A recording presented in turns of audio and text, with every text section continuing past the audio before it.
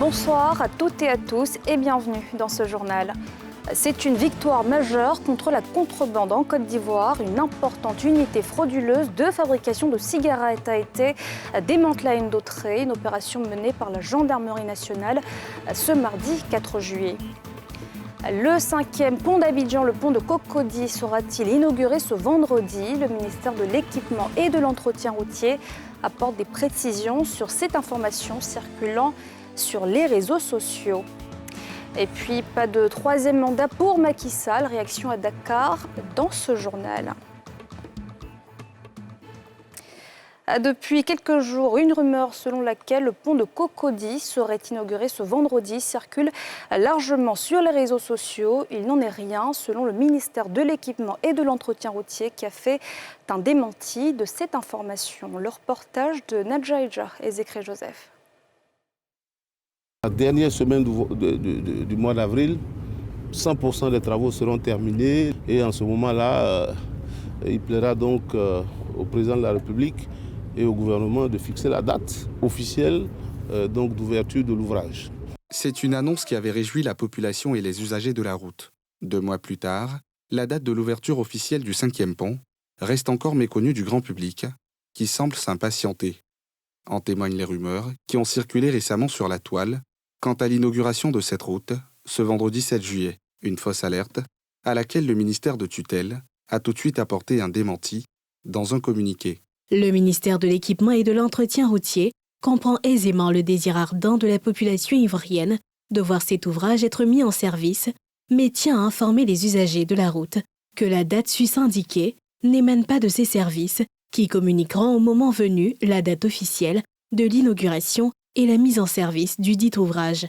Au sein de la population, l'attente de la mise en service de ce joyau architectural devient de plus en plus longue. Pour un ouvrage d'une telle ampleur, ça a trop duré. Je ne sais pas ce que les maîtres d'ouvrage ont signé comme contrat avec l'État de Côte d'Ivoire, mais pour moi, en tant que citoyen, les travaux ont énormément duré. Pour ma part, il peut prendre le temps qu'il faut, parce qu'il ne sert à rien de faire les choses dans la précipitation. Et puis après le départ des ingénieurs, on constate que ça se dégrade très vite. En effet, s'il est ouvert, ce pont permettra de soulager les milliers d'usagers qui relient chaque jour les communes de Cocody et du plateau. Moi, par exemple, je suis obligé de traverser tout Cocody. Voilà, ça, ce qui alourdit, allonge le trajet, alors que en passant par Cocody-Saint-Jean, on arrive directement sur le lieu du travail. Tout le monde va au plateau, c'est le centre administratif, c'est le centre des affaires du pays. Vous voyez, à Cocody, ici, nous sommes à 2 pas du plateau, mais le grand contournement nous fait beaucoup dépenser. Voilà, donc vraiment, ça va réduire le coût du transport pour les usagers. Depuis le mois de mars, le pont est achevé à 98%. Long de 630 mètres, dont 200 mètres à Auban enjambant le chénal de la baie de Cocody, ce pont fait partie des nombreux projets initiés par le gouvernement pour assurer la fluidité routière de la ville d'Abidjan. Il reste, comme celui de Yopougon, très attendu par les Abidjanais. Et la moitié de la population de Yopougon sera privée d'eau et ce pendant 3 jours, annonce de la SODECI ce mardi, qui rassure tout de même que la desserte en eau sera assurée par des camions-citernes. Le reportage de Nikema Moussa et Chèque Bleu. Pendant 3 jours, des populations de la commune de Yopougon seront privées d'eau. C'est ce qui ressort de la conférence de presse organisée par la Société de distribution d'eau de Côte d'Ivoire, qui évoque une perturbation des travaux de voirie en cours. Demain, il est prévu des travaux de raccordement de canalisation dans le cadre du déplacement de réseau de Yopougon, suite aux travaux en cours concernant le doublement de la voie de Dali. Ces travaux-là vont induire un arrêt de production et de distribution de une partie de Yopougon, soit environ 50%. Les travaux vont se dérouler demain de 8h à 18h. Donc à partir de 18h, on aura fini les travaux et on pourra commencer à reprendre la distribution de l'eau. Touchant 50% de la population de la plus grande commune du pays, la desserte d'eau se fera pendant un certain temps par camion-citerne. Cette coupure d'eau vient s'ajouter à de nombreuses qui déjà affectent la vie des populations concernées. Pour nous, ça fait 1 an, 1 mois. Depuis juin, il n'y a pas l'eau dans nos quartiers. Mais le lot qu'on envoie dans Citerne, là, ça n'arrive même pas chez moi. Sa destination, mais je ne connais même pas. Et puis il y a des votes dedans, les femmes font palabre. Ça nous inquiète beaucoup. Invitant la population à la patience, les responsables de la SODECI assurent que les mesures sont prises pour un retour progressif jusqu'à vendredi soir, date butoir pour ceux concernés par cette interruption. La connexion de Yopougon et Abobo à l'usine de traitement d'eau de la Mée, récemment inaugurée par le Premier ministre, reste la solution définitive aux récurrentes pénuries d'eau potable dans ces communes. Je vous le disais, c'est une grande victoire dans la lutte contre la contrebande. Un important réseau illégal de fabrication de cigarettes a été démantelé à Oundoutré ce mardi. Il privait l'État de recettes légitimes estimées entre 15 et 20 milliards de francs CFA, tout en menaçant gravement la santé des populations. Les précisions de Tim Danger et Kimo Eric.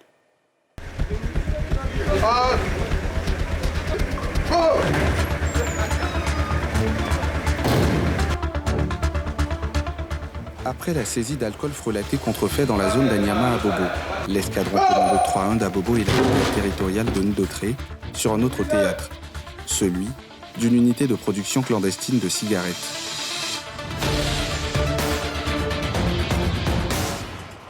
L'unité opérationnelle gagne du terrain jusqu'à cette découverte insolite dans le bureau de celui qui faisait office de patron des lieux et qui a pris la fuite, alerté par le dispositif interne de vidéosurveillance. On a apparemment un bureau simple où il n'y a pas de porte. Effectivement. Mais on constate qu'il y a une porte en arrière-plan, derrière ici, qui est simulée à des étagères aussi. Et là, quand on coulisse, on a accès à une salle ici. On rentre dans la salle, on a un semblant de douche. Voilà, il y a le semblant de douche qui est là. Et encore derrière ce semblant de douche, il y a une porte qui est simulée à un mur qui donne accès au sous-sol. En fait, tout est fait pour qu'on ne puisse pas avoir accès. Et vous voyez l'ingéniosité de ces créateurs-là, c'est de pouvoir quand même camoufler avec vraiment beaucoup de munitions leur sale besogne. À l'arrière, un couloir. Il donne accès à 2 pièces. Le premier est un entrepôt, des produits prêts à être conditionnés. Une découverte présentée à des parties prenantes de la gendarmerie nationale dans ses opérations de lutte contre la contrefaçon et le crime organisé. On a pu observer un lot de cartons contenant la matière première. Très mauvaise qualité, probablement mélangée avec d'autres composants, pas forcément propres à la consommation. Le second est le site de production. Sur les lieux, des installations techniques d'origine diverses. Le scotch est importé de Jordanie, les filtres viennent des Émirats arabes unis et la plupart des machines et des équipements que nous voyons ici ont une origine chinoise. La saisie est le fruit de l'opération ficelée sur 2 mois par ces hommes de la maréchaussée ivoirienne pour mettre fin à une activité clandestine, préjudiciable à la santé et à l'économie nationale, avec une perte de plusieurs milliards de francs CFA. 10 à 20% pour l'État de Côte d'Ivoire, c'est près de peut-être 15-20 milliards de francs CFA de recettes en moins. Ça vous situe un peu sur l'ampleur du phénomène et c'est quelque chose qui est très très sérieux, très critique, qu'il nous faut prendre à bras le corps. On a les éléments de confection, on a les éléments de pactage. La plupart des intrants sont importés d'Asie du Sud-Est ou du Moyen-Orient. C'est vraiment, je pense, un démantèlement d'un réseau international qui commence aujourd'hui grâce à la gendarmerie. La Bonne Moisson met alors du baume au cœur des partenaires. Notre collaboration avec la gendarmerie nationale vient encore de porter ses fruits. Elle démontre son engagement à lutter contre tous les crimes économiques aux côtés des ministères techniques que nous sommes. Unité implantée en pleine zone d'habitation, cette entreprise frauduleuse met au goût du jour la nécessité de la collaboration, service de sécurité population. Nos contrevenants aujourd'hui font preuve de grande ingéniosité et pour pouvoir atteindre ces genres de réseaux de malfaiteurs dans leur action, il faudrait densifier nos réseaux de renseignement. C'est pour cela que nous invitons la population à collaborer avec les forces de l'ordre, avoir un regard particulier sur toutes les activités qui se déroulent dans un environnement immédiat et surtout de collaborer avec la gendarmerie locale. La cargaison saisie, les installations sont désormais sous contrôle du procureur de la République. Dans le cadre de la suite de l'enquête qui demeure, elle devra in fine aboutir au démantèlement du réseau de production de fausses cigarettes dont les animateurs sont en fuite. Et San Pedro a reçu la visite de la ministre Belmondogo dans le cadre de sa caravane de la solidarité, témoignant ainsi le soutien du gouvernement aux plus démunis de la ville avec des dons s'élevant à plusieurs millions de francs CFA. Le récit de Nikema Moussa. De l'émotion au sein des familles visitées par la délégation de la ministre de la Solidarité et de la lutte contre la pauvreté. Pour cet autre dimanche de la solidarité, c'est la ville de San Pedro qui est au cœur des actions de solidarité du gouvernement. Plusieurs dons en nature et en numéraire pour soulager les ménages. Ce matin, on ne m'attendait pas à ça. Et souvent, je regarde la télé, mais je ne pense pas que mon tout va arriver un jour. Vraiment, les mots me manquent. Je suis content, ce qu'il vient de donner à nous. Je suis content. C'est une surprise pour moi de ce que Madame la ministre se déplace pour qu'elle vienne voir ma mémé. Infiniment merci. Ces dons de plus de 54 millions de francs CFA visent à renforcer l'autonomisation des femmes et soulager les ménages, mais aussi inviter les différentes populations au partage et à la cohésion. Un seul mot dit merci à Madame le ministre d'avoir apporté autant de joie dans le cœur donc de ces femmes qui désespéraient. Merci au président de la République pour tout ce qu'il fait donc pour la Côte d'Ivoire et pour tout ce qu'il fait pour le ministère de la Solidarité. Le dimanche de la solidarité a démarré en avril 2022. San Pedro est la 4e étape de l'année 2023 après Yopougon, Abobo, Daloa et Cocody et reste une occasion pour le gouvernement ivoirien de permettre aux populations les plus vulnérables, défavorisées et sinistrées, de bénéficier de soutien. Industrap apporte enfin son soutien aux familles affectées par le drame survenu le 14 juin. Une délégation de l'unité de production de peinture s'est rendue auprès des familles endeuillées ce mardi, les rassurant qu'ils assumeront pleinement leurs responsabilités. Leur reportage de Timé Dangé et Kimo Eric. Zone industrielle d'Abidjan-Yopougon, siège de l'entreprise de production de peinture. Au portail, le bandeau noir, toujours dressé en guise de solidarité avec les employés, victimes de l'accident de travail du mois dernier. Dans le même élan, cap sur les résidences des sinistrés. La première, celle de Paulin Porquet-Yapi. Dans la délégation, le président directeur général et plusieurs collaborateurs, dont des représentants syndicaux et membres du comité santé et sécurité au travail. Au menu de la visite, la présentation de vive voix de la compassion de l'entreprise à la famille éplorée et l'expression de la participation à l'organisation des obsèques. Avant, une contribution est faite. Autre famille endeuillée visitée, celle de l'employé Quadio, qui capitalise 17 ans d'embauche à Industrap. Là encore, l'entreprise exprime sa compassion et s'engage à tout mettre en œuvre pour aider à organiser des funérailles dignes du défunt, qui laisse derrière lui une épouse meurtrie et surtout sa Benjamine qui vient d'être brillamment admise à l'entrée en 6e. La fois dernière, vous avez passé, j'ai lancé un message disant que tous les responsables de l'entreprise qui ne doivent pas rester en dehors de la situation. Aujourd'hui, ils sont venus présenter les condoléances et en même temps, ils ont fait un petit geste pour pouvoir faire l'enterrement. Dieu va continuer de faire ce qu'il est en train de faire. Et aussi, les hommes aussi qui nous soutiennent. Surtout les patrons. Ils me soutiennent, moi et les enfants et la famille. Sa maman est là. Moi, je ne travaille pas.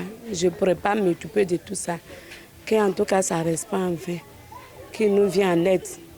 Moi et les enfants et sa maman aussi. Bien avant, la visite à ces familles d'employés décédés, Industrap s'était rendu au chevet des blessés pour manifester sa solidarité à l'ensemble des victimes.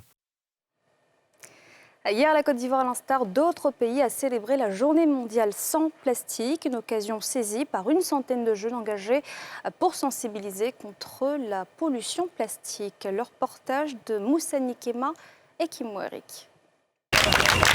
Non à la pollution! Non à la pollution! Non à la pollution des déchets plastiques. C'est ce que scandent ces centaines de jeunes venus de divers horizons à la faveur de la Journée mondiale sans plastique, célébrée chaque 3 juillet. Nous avons voulu marquer cette journée par un engagement massif des jeunes pour lutter contre la pollution plastique, pour dire non à la pollution plastique.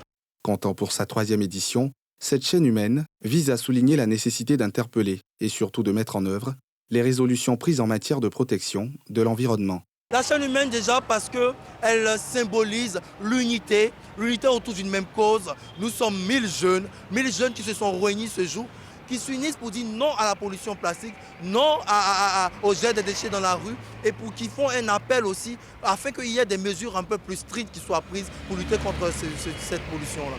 Membres de différentes organisations, les jeunes ont massivement souscrit à cette chaîne de sensibilisation pacifique. Tous les gens qui vont voir aujourd'hui ce message vont se rendre compte qu'en fait on a une jeunesse qui veut des actions concrètes, qui veut pousser pour des lois qui nous protègent mieux et qui protègent l'environnement. Tu ne peux pas voir des jeunes personnes en train d'assainir un cadre de vie et toi tu vas te permettre de venir jeter quelque chose là. En tant qu'un homme conscient, ça doit te faire quelque chose. Donc voilà pourquoi je pense que cet acte-là peut permettre à quelqu'un de changer de mentalité. Engagé dans la lutte contre la pollution plastique, l'ONG Blue entend organiser par la suite une caravane de dépollution plastique de la lagune Ébrié et continuer de sensibiliser contre l'incivisme. Créée en 2010, cette journée a pour objectif de sensibiliser sur les problèmes qu'engendre l'utilisation des sacs en plastique sur notre environnement. Non à la pollution.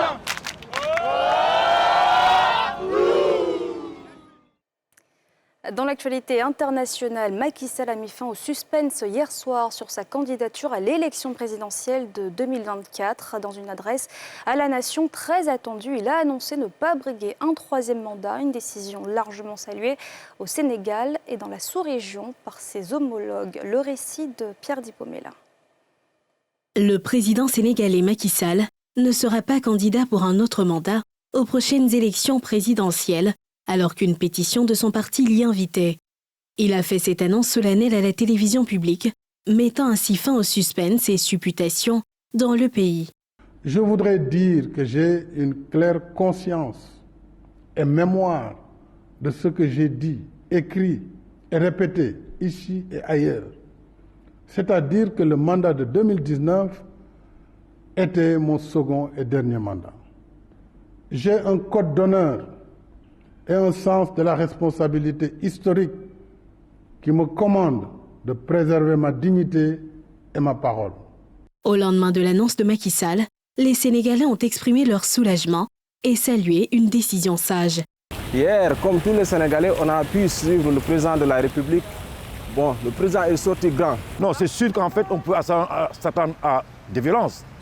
Parce que la jeunesse sénégalaise est devenue aujourd'hui une jeunesse qui est très éveillée, qui est exigeante et qui exige normalement aujourd'hui sa part dans la participation démocratique dans ce pays. Il a réglé la situation, Macky Sall. Maintenant, un président qui va venir, il saura très bien qu'il peut faire que 2 mandats et partir. Par exemple, si c'était le contraire, si Macky Sall faisait le contraire, un autre président va venir dire que changer la constitution, faire n'importe quoi pour rester là. Mais maintenant, c'est fini maintenant. C'est problème de situation, de mandat, maintenant, c'est réglé. Définitivement, il a réglé.